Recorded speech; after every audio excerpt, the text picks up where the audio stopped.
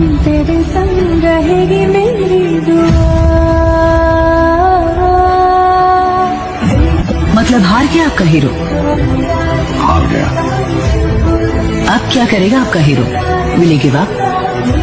घायल शेर की सांसें उसकी दहाड़ से भी ज्यादा भयानक होती है।